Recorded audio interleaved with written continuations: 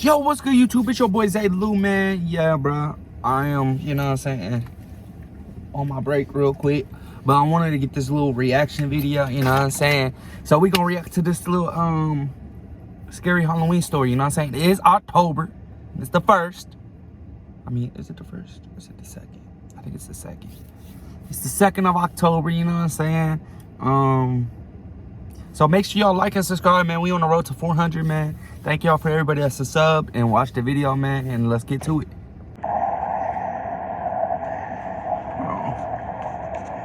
What are you doing? Halloween used to be one of my favorite holidays.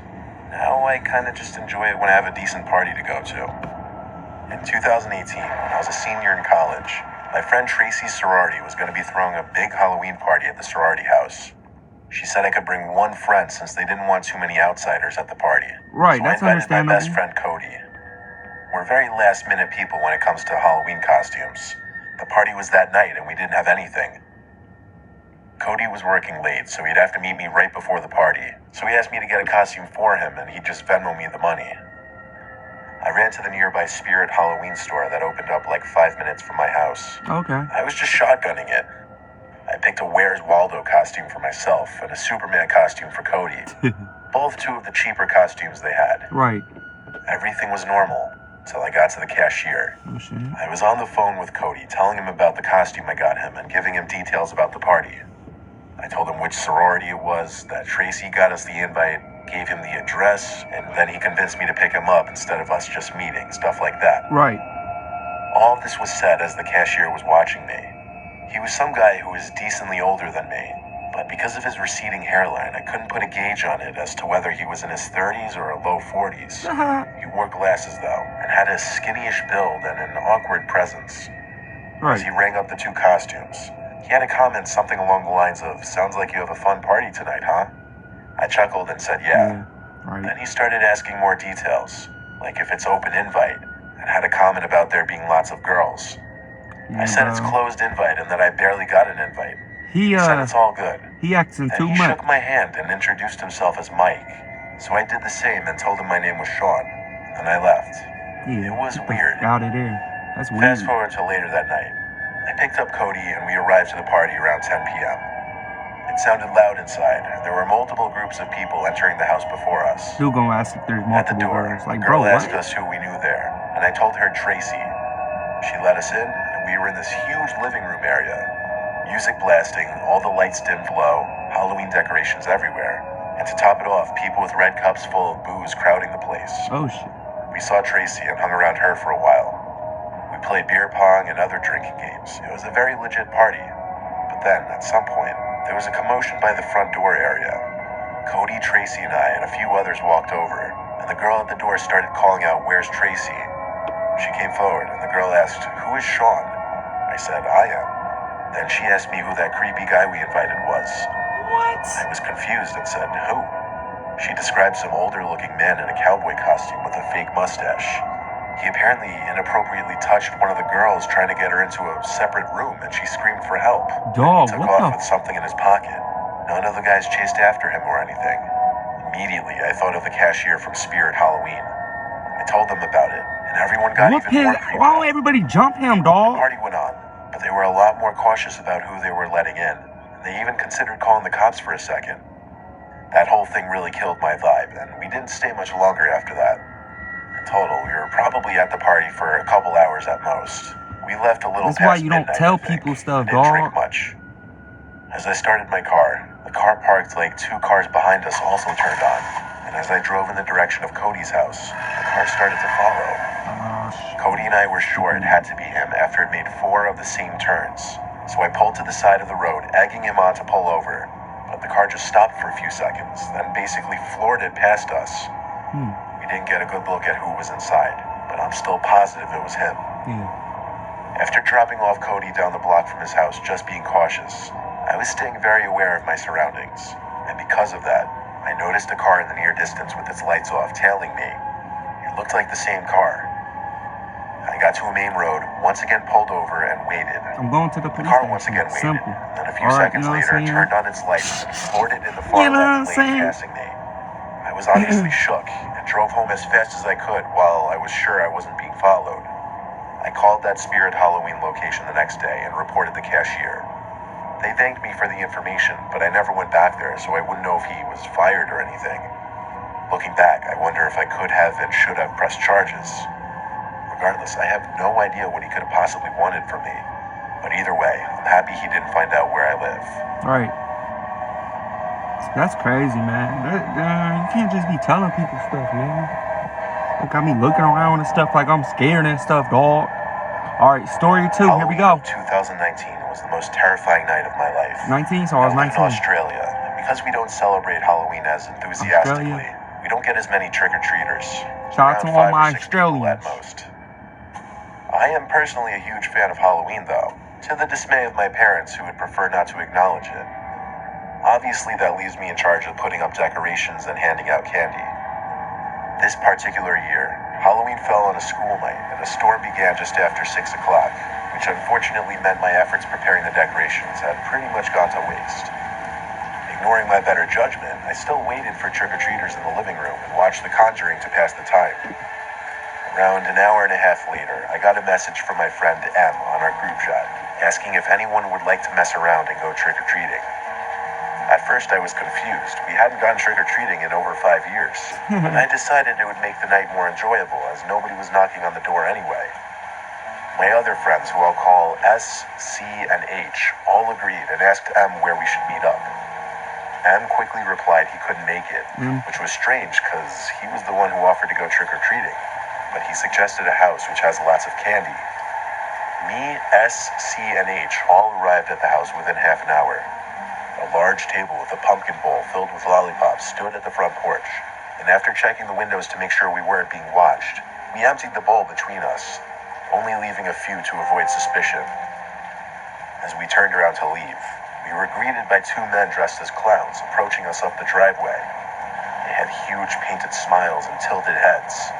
I could tell we were all creeped out, and one of my friends screamed as they started bolting towards us, one squeaking its rubber nose as they chased. After running for what felt like an eternity, we finally lost them. We decided to go to M's house so we could discuss what just happened in a safe area. However, when M answered the door, he burst into laughter. "What the hell are you guys doing?" he said, confused. "You told us to go trick-or-treating. Can you just let us inside?" as replied. After sitting down on M's couch, we all soon realized M had lost his phone earlier that day, and a stranger had suggested the idea of going to that house, presumably some sort of trap for the clowns. After another half hour, I cautiously made it home by 9:30, finished my movie, and went outside to collect the candy bowl I set up. I was shocked to see the bowl was completely empty. However, my stomach turned when I saw a clown nose was now laying inside of it. What? I told my parents everything that happened, and showed them the clown nose that had been left at our house. They assured me it was just some Halloween prank. I woke up around 1 a.m. to noises coming from my bedroom window, like rocks hitting the glass. Although I was scared half to death, my curiosity got the better of me. I eventually opened the blinds. My Halloween decorations were destroyed and littered the ground below. I stared motionless in complete shock until a lollipop was thrown at the window, breaking my trance. I looked up and saw them, the 2 clowns perched upon the neighbor's roof, looking down at me. I screamed and ran away towards my parents' room. I'll skip the details that followed, but the police were called and the clowns were not found. The officers informed us they would check out the house my friends and I trick-or-treated at, and they left in about half an hour. The following morning, we were told the house was abandoned, and M's phone was discovered inside. That day at school, I learned M, S, C, and H all had creepy experiences during the night as well. I'm not sure if the clowns followed us home or they somehow tracked us through M's phone. Yo, that's crazy. All I know is that Halloween is only a few weeks away, and I am completely terrified they'll return. Man, believe your kids, dog. Bro, come on, man. This ain't no Halloween prank, dog. Some people really be doing this out here, man. Story 3. Here we go. Here we go, man. It was a stormy Halloween If y'all night. made it to the video so I was far, with man, my like 3 and friends, subscribe John, right now, Mary, man. It's and free. Keenan. Nobody will know. Since we didn't have any real plans and were kind of just hanging around, I decided to grab the Ouija board from my closet.